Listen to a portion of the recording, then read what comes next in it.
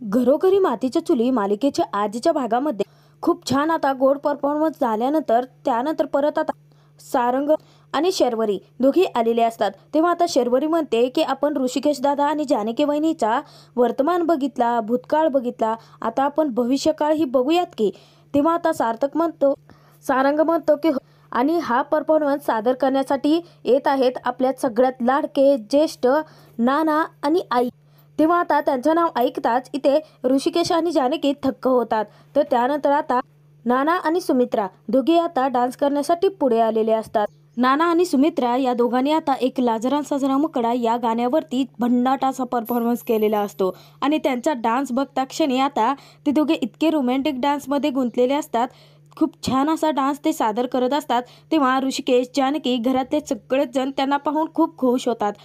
त्यांचा dance performance सगळ्यांनाच आवडलेला असतो। तर त्यानंतर आता त्या दोघांचाही डान्स संपल्यानंतर ऋषिकेश, जानकी दोघेही पळत येतात। तर जानकी ही सुमित्राला आणि ऋषिकेश हा नानांना घट्ट अशी मिठी मारतो। तर त्यानंतर आता परत शर्वरी आणि सारंग आलेले असतात। तर आता त्या दोघांच्याही डान्सचं शर्वरी खूप कौतुक करते। तर शर्वरी सांगते की तुम्ही डान्स इतका छान करत होता ना की तिथे येऊन तुम्हाला घट्ट मिठी अशी मारावीशी वाटत होती। त्यावरती आता सारंग म्हणतो की हो, परंतु मंडळी तुमच्यासाठी अजून एक छानसं सरप्राईज आहे बरं का। त्यानंतर सारंग हा अनाऊन्स करतो की आता तुमच्या समोर एक छानसा असा डान्स परफॉर्मन्स सादर होणार आहे आणि तुम्ही गेस करा की नक्की तो परफॉर्मन्स कोण सादर करणार आहेत। तर टाळ्यांच्या गजरात आपण स्वागत करणार आहोत ऋषिकेश दादा आणि जानकी वहिनी यांच्या कॉलेजचे मित्र म्हणजे आपले पत्रकार आता हे डान्स परफॉर्मन्स सादर करणार आहेत। तेव्हा आता घरातले सगळेच जण त्यांचा डान्स पाहण्यासाठी खूप उत्सुक असतात, खूप आतुर झालेले असतात। तर त्यानंतर आता पत्रकार जे आलेले असतात त्यांचा डान्स परफॉर्मन्सला सुरुवात झालेली असते। तर त्यांनी गुलाबाची कळी या गाण्यावरती डान्स केलेला असतो। तो डान्स आता सर्वांना खूप भावतो, सर्वांना खूप आवडलेला असतो। सगळेच जण त्यांच्याकडे आता एकटक पाहतच राहतात। तर हीच असते आता मालिकेची प्रमोशनल टीम आणि त्यांनीच आता भन्नाट असा छानसा डान्स सादर केलेला असतो। तर हा डान्स आता सगळ्यांना आवडलेला असतो। डान्स संपत असताना आता तिथे सगळेच जण तिथे ऋषिकेश, जानकी सगळ्या फॅमिलीला आता एक एक करून पुढे बोलवतात आणि तिथे सगळेच मिळून आता तो आनंद साजरा करतात। सगळेच जण डान्स करत असतात, एन्जॉय करत असतात। तर आता तो डान्स परफॉर्मन्स संपल्यानंतर परत शरू आणि सारंग दोघेही येतात। त्यांच्याही डान्सचं ते दोघे तितकेच कौतुक करतात। तर त्यानंतर आता तिथे संगीत सोहळा समाप्त झाल्याचं ते दोघांनी अनाऊन्स केलेलं असतं। तर त्यानंतर सगळा परिवार आता एकत्र आलेला असतो आणि सगळेच जण खूप मस्ती करत असतात, एन्जॉय करत असतात। तेव्हा आता ऐश्वर्याची आई सांगते की खरंच खूप छान झालं सगळं काही। इतक्यात तिथे ओवी आलेली असते। तेव्हा आता सुमित्रा सांगते की सगळा आमचा ओवी मॅडमचा हट्ट होता, त्यांचा हट्ट होता आईबाबांचं लग्न हवं, माझे फोटो हवे आहेत आणि म्हणून हे सगळं काही झालं आहे। त्यावर ते आता सगळ्यांना ते पटलेलं असतं। नाना आता बोलण्याच्या ओघामध्ये तिथे बोलून जातात की बरं झालं, सगळं काही आता साजरं संगीत पार पडलं, माझी चिंता दूर झाली। त्यावर ते आता तिथे सयाजीराव विचारतात की अरे नाना, तुला कसली काळजी होती? त्यावर ते आता नाना गप्प बसतात। त्यावर ते सगळेजण आता नानाकडे पाहत असतात। इतक्यात आता सुमित्रा विषय बदलते। ती म्हणते की नाही म्हणजे पाऊस चालू आहे बाहेर, लाईट वगैरे गेली, सगळा खोळंबा झाला तर काय करायचं, हे सगळं काही सुरळीत झालं असं म्हणतायत ते। तेव्हा आता सगळेजण म्हणतात की हो। तर ऋषिकेश आता शरू आणि सारंग या दोघांचं कौतुक करतो। तो म्हणतो की या दोघांनी ना संगीत सोहळ्याला अगदी रंगत आणली। तेव्हा आता सगळेच जण त्यांचं कौतुक करत असतात। तर तिथे जानकी म्हणते की हो, आणि काय भन्नाट असं सरप्राईज दिलं त्यांनी आपल्याला। तर जानकी सांगते की खरंच गाणे सिलेक्ट करण्यापासून ते डान्स परफॉर्मन्स करेपर्यंत आणि आपल्या त्या आयुष्याची थीम ती तर खरंच मला खूप आवडली। ही कोणाची आयडिया होती? त्यावर ते आता शरू सांगते की ही सारंगची आयडिया होते। तर सयाजीराव तिथे आता सारंगला म्हणतात की जावई बापू, संगीत सोहळा खरंच खूप छान साजरा झाला बरं का। त्यावर ते आता नाना सांगून टाकतात की आपला सारंग आहे ना तो कवी मनाचा आहे बरं का। तेव्हा सगळ्यांनाच आता आनंदाचा धक्का असतो हा। तर जानकी म्हणते की काय आई, तुम्ही मला सांगितलं नाही, माझ्या लग्नाला 10 वर्ष झाले आहेत आणि या घरात असूनही मला सिरियसली पहिल्यांदा कळत आहे। आणि काय हो, तुम्ही का सांगितलं नाही? त्यावरती ऋषिकेश म्हणतो की अगं मलाही आत्ताच कळतं आहे। तेव्हा आता शरू सांगते की नाही वहिनी, दादाला सुद्धा माहिती नव्हतं, कारण ही गोष्ट फक्त मला, आईला आणि नानालाच माहिती होतं। झालं असं की सुमित्रा दादा आणि ऋषिकेश दादा या दोघांची शाळेची वेळ एक आणि त्यानंतर माझी आणि सारंगची शाळेची वेळ वेगळी होती ना। मग मी आणि सारंग दोघेच असायचो सतत खेळायला, भांडायला। मग त्यामुळे सारंगचे सगळे सिक्रेट वगैरे मला माहिती आहेत आणि त्यातलंच एक सिक्रेट आता शेरू सांगत असते. तेव्हा आता सारंग म्हणतो की अगं ताई सांगू नकोस ना, गप्प बस. त्यावरती विक्रांत त्याला म्हणतो की नाही नाही आता सांगायलाच पाहिजे. तेव्हा आता सगळेजण शेरूला ते सिक्रेट सांगण्याचा आग्रह करतात. तर आता शेरू सांगते की नाना तुम्हाला आठवते का, आपल्या घराच्या पाठीमागे एक आंब्याचं झाड होतं आणि त्याला झोका लटकवलेला असायचा. त्यावरती ना सारंग बसायचा आणि झोका घेत घेत त्यानेच रचलेली गाणी कविता म्हणायचा आणि स्वतःच एन्जॉय करायचा.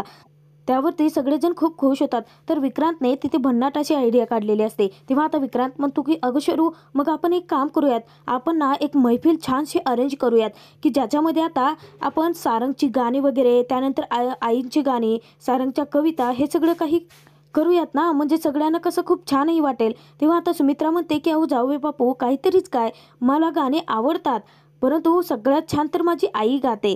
तेव्हा आता सगळेच जण आजीला गाणं गाण्यासाठी आग्रह धरत असतात. तेव्हा शेरू सांगते की हो हो विक्रांत, आजी आहे ना खरंच खूप छान गाणे गाते.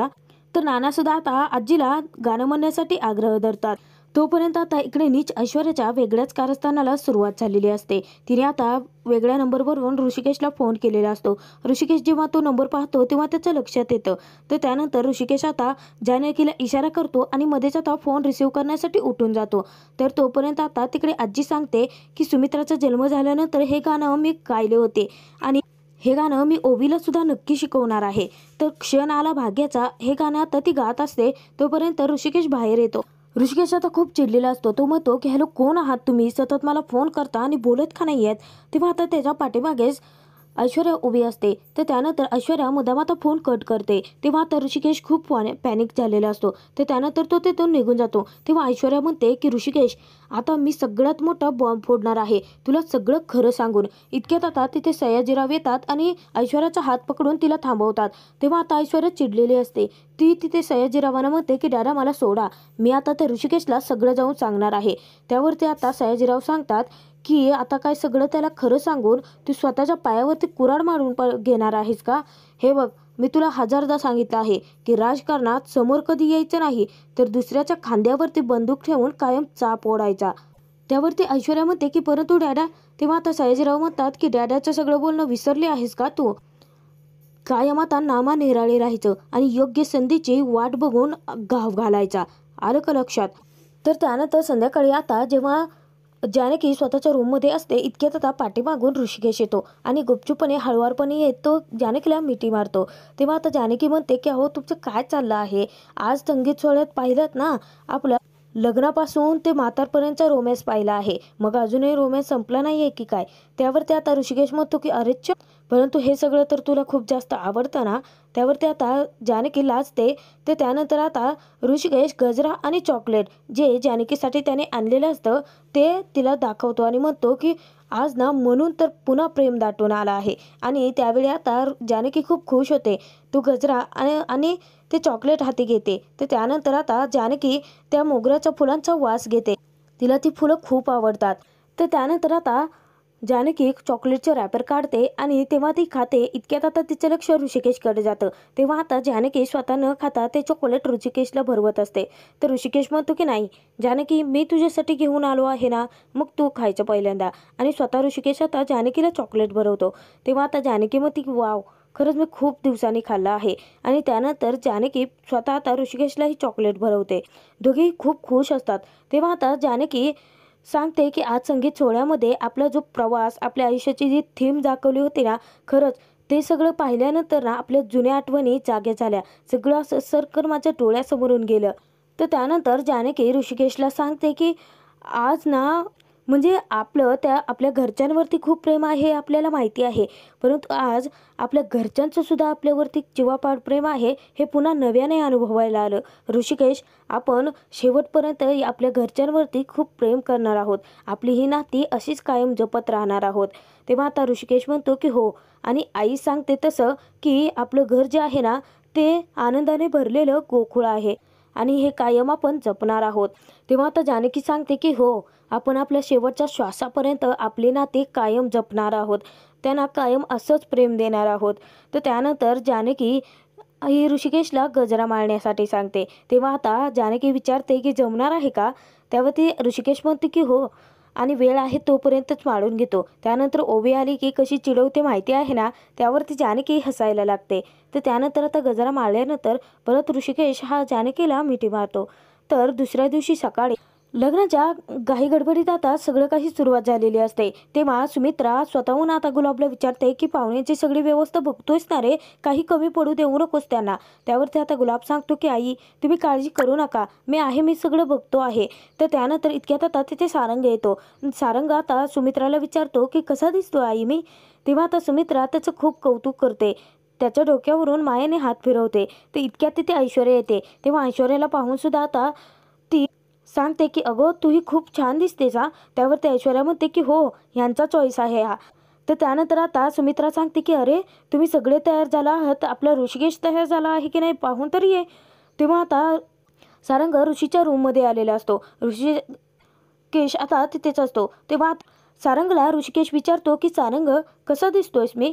त्यावर आता सारंग चकित होण्याचं नाटक करतो आणि त्यानंतर म्हणतो की अरे हा प्रश्न तू मला विचारतोयस. अरे म्हणजे असं झालं की साखरेने गोड आहे का मी, असा प्रश्न विचारल्यासारखं. त्यावर आता ऋषिकेश हसतो. तर त्यानंतर ऋषिकेश हा सौमित्रबद्दल सारंगला विचारतो.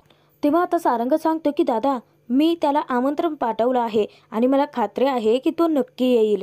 तेव्हा आता एवढा विश्वास सारंगचा आहे म्हटल्यानंतर ऋषिकेशही खूप खुश होतो. तर त्यानंतर आता ऋषिकेश घरातले सगळेजण आता आनंदाने नाचत असतात. वरातीत सगळेजण खूप एन्जॉय करत असतात. तेव्हा आता सुमित्रा बाहेर येते आणि त्यानंतर ऋषिकेशचं औक्षण करते. तेव्हा आता ऋषिकेशने बूट काढता क्षणी सारंग आता ते बूट घेऊन पळत सुटतो आणि त्यानंतर तो म्हणतो की दादा आता कसं वाटतंय, आता मी हे बूट चोरले आहेत. तुला काय वाटलं की वहिनींच्या बाजूने कोणीच नाही आहे का, मी आणि आम्ही दोघं वहिनींच्याच बाजूने आहोत. तेव्हा आता ऋषिकेश विचारतो की दोघं अजून कोण आहे. त्यावर ते आता ओवी येते आणि म्हणते की बाबा मी हे आहे. त्यावर ते आता सारंग म्हणतो की दादा आता हे बूट आम्ही लपवणार आणि त्यानंतर हे बूट परत घेण्यासाठी तुला आम्हाला खूप सारे पैसे द्यावे लागतील. तेव्हा आता ओवी म्हणते की हां काका, आणि तू मला परत किचन सेट घेऊन द्या. दोघे आता एकमेकांना टाळी देतात आणि खूप खुश असतात. तर तोपर्यंत तिकडे जानकीने सौमित्रला फोन केलेला असतो. तर इकडे आता सौमित्र आणि अवंतिका दोघेही घरी आलेले असतात. तर तेव्हा आता त्याने फोन करून जानकीला ही बातमी दिलेली असते. तेव्हा जानकीला मोठा धक्काच बसतो. तर ती म्हणते की परंतु तुम्ही इथे. त्यावर त्याचा सौमित्र सांगतो की हो वहिनी, जेव्हा तुमचं लग्न होतं त्यावेळी मी NIC US होतो आणि तेव्हा मी लग्न अटेंड करू शकलो नसतो. परंतु आता तुम्ही परत लग्न करतायत आणि तो माझ्यासाठी खूप आनंदाचा क्षण आहे आणि म्हणून मी आलो आहे. त्यावर ते आता जानकी सांगते की परंतु भाऊजी, नानाने तुमच्यासाठी या घराचे दरवाजे कायमचे बंद केले आहेत ना. त्यावरती सौमित्र म्हणतो की परंतु वहिनी, अगं तुझ्या आणि दादाच्या मनाचे दरवाजे तर आमच्यासाठी कायम उघडे आहेत ना, आणि जे काय होईल ते मी बघून घेईन. परंतु मी येतोय तुझ्यासाठी इथे, मी गेटच्या बाहेरच आहे, असं सांगून आता सौमित्र फोन कट करतो. तेव्हा आता जानकीला खूप टेन्शन आलेलं असतं. तर हा भाग आता इथेच संपतो. पुढील भागात आपण पाहणार आहोत की सौमित्र आणि अवंतिका आल्यानंतर घरातले सगळेजण खुश झालेले असतात, परंतु नाना खूप भडकलेले असतात. तर त्यानंतर ते सौमित्रकडे जातात आणि त्याला विचारतात की तू इथं कसा आला, तुझ्यासाठी या घरात दरवाजे तर कायमचे बंद आहेत. तेव्हा आता त्या दोघांनाही त्याने आत येऊ दिलेलं नसतं. तर सारंग आता हे सगळं काही लग्नाच्या विधी असतात त्या गुपचूपणे आरशातून आता त्यांना दाखवतात. तर आता लग्नविधी सगळं काही पार पडल्यानंतर हिम्मतरावांनी त्या ऋषिकेशच्या जन्माची फाईल नानाच्या हाती दिलेली असते. तर नाना फाईल घेतल्यानंतर म्हणतात की आता पार्वती आणि माझ्या नात्याचं सत्य कोणालाच नाही कळणार. परंतु दरवाज्यातून आता जानकीने त्या दोघांनाही बोलताना ऐकलेलं असतं आणि जानकीला मोठा धक्का बसतो. जानकी विचार करते की नानांच्या आयुष्यात दुसरी बाई. घरोघरी मातीच्या चुली मालिकेचे एपिसोड पाहण्यासाठी आपल्या चॅनलला नक्की सबस्क्राईब करा.